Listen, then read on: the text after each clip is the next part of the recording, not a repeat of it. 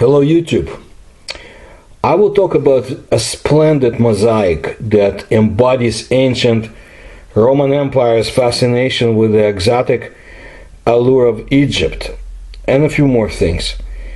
The Palestrinian or Nile antique mosaic was discovered at the beginning of the 17th century in the Italian city of Palestrina, which is located 37 kilometers from Rome.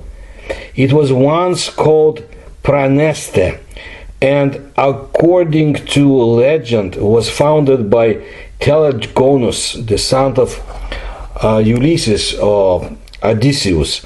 It is not known when the city was built, but in the 7th century BC it already existed. Among its extraordinary collection of regional archaeology, the National Archaeological Museum in Palestrina preserves a magnificent piece that stands apart from the rest, an ancient mosaic depicting a vivid scene of the flooding of river Nile. Dating to the 1st century BC, this Egyptian mosaic is believed to be the product of Alexandrian craftsmen, and it is among the most spectacular of the late Hellenistic age, measuring almost 20 by 13 feet. I think it's 6 by 4 meters. The mosaic depicts a flooded Nile landscape inhabited by animals, both real and, at least to some people, imaginary. Ptolemaic Greeks, Ethiopian hunters, and priests performing rituals in their magnificent temples. The figures are often labeled in Greek characters, and the entire scene may represent a vivid map of the Nile as it flows from the highlands of Ethiopia to the delta in the Mediterranean Sea.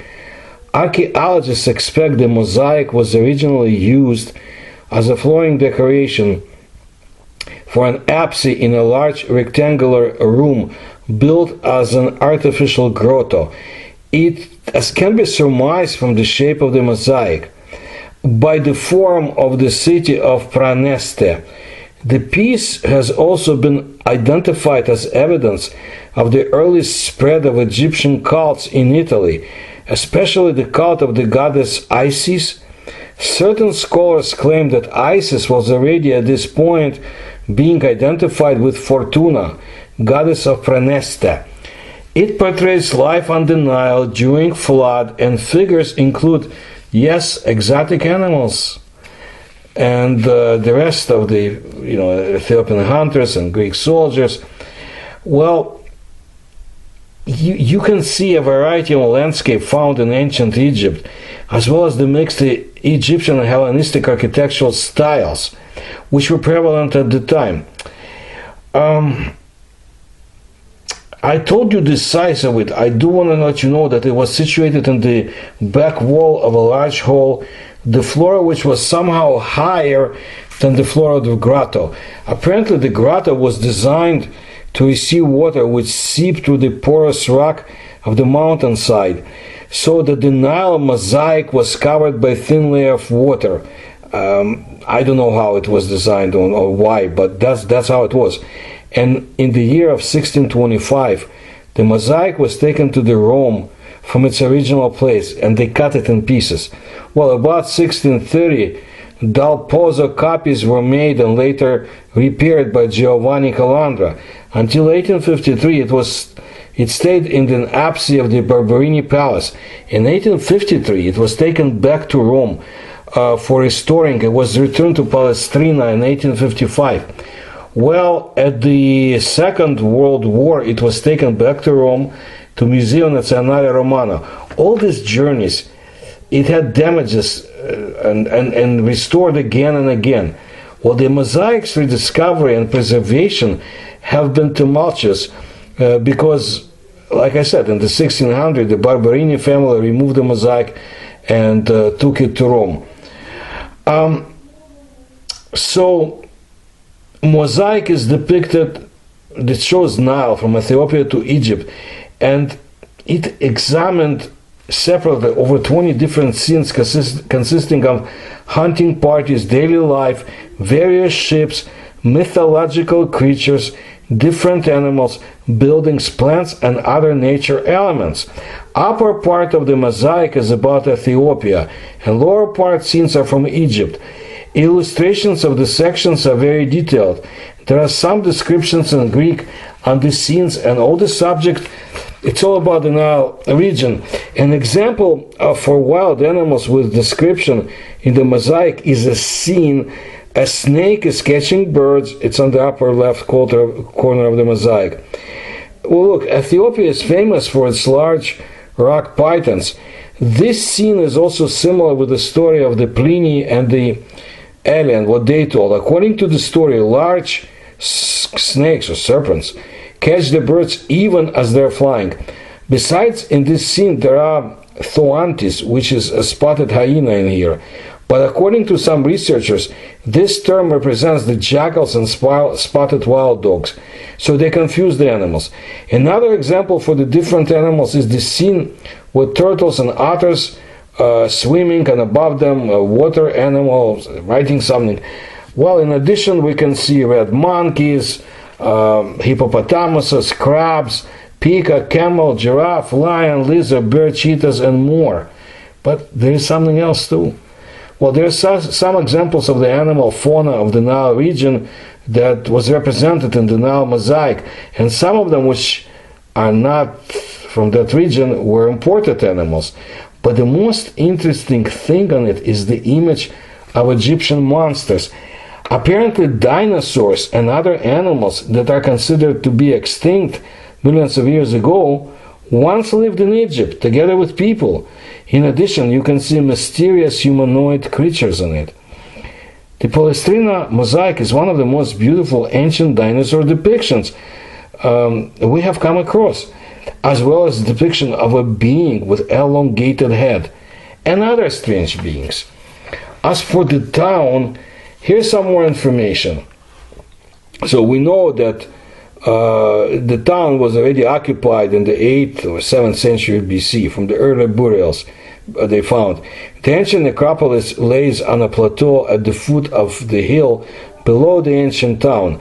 Of the objects found in the oldest graves and supposed to date from 7th century BC, the cups of silver and silver gilt and most of the gold and amber jewelry are Phoenician, probably Carthaginian, but the bronzes and some of the ivory articles seem to be of the Etruscan civilization.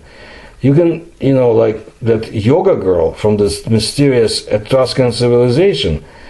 Apparently, this is the bronze handle of the cistern found in Palestrina, maybe, of course, made before our era.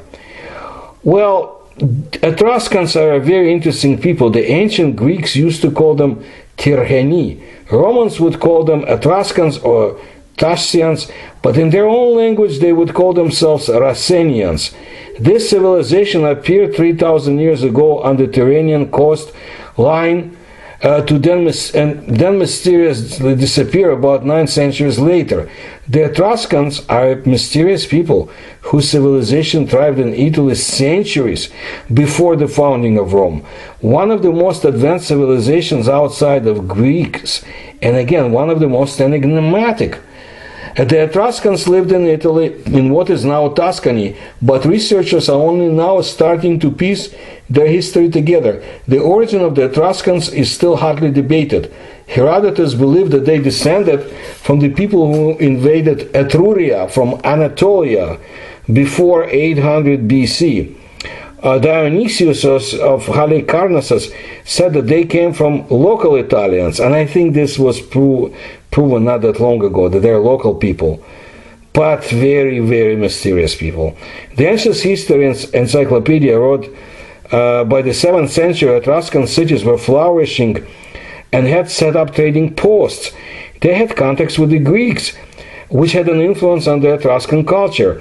They were considered to be more powerful than the Romans at one time. You know what? I want to tell you more about these mysterious people and what they have achieved some other time. But you know what? who exactly observed strange humanoid and dinosaurs in Egypt remains to be discovered. But I want to tell you something also. I have a book written by a Polish author from the 19th century, Bolesław Prus, titled Pharaoh, and I've read it many years ago. I just reread it recently because I was looking for some reference. It's a wonderful book, but apparently he possessed knowledge or sources about ancient Egypt that are tremendously important and I guess not known to everyone, because the powers he described and the inventions that the Egyptian priests possessed are incredible. He might not have known in 19th century what we know about television today, yet he described that and other, including psi powers, PSI, that the ancient Egyptians possessed, and much more. I will do the analysis of just the powers and capabilities of the priests and secret knowledge. Definitely you can see it, what they had. And not only them too. There are some other priests as well from other Middle Eastern countries that they were, well, they're in Africa, but the others were from Middle East and Asia that the Egyptian priests were in contact with.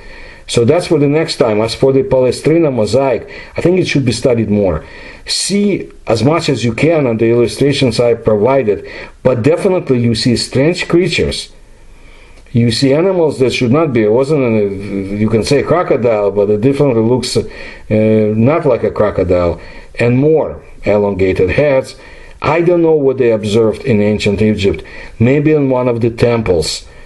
And you mix it with the Etruscans, and interesting questions come up. So if you like my research, by all means, please support me through the links in the description to this channel, and please like my videos and tell others. Thank you.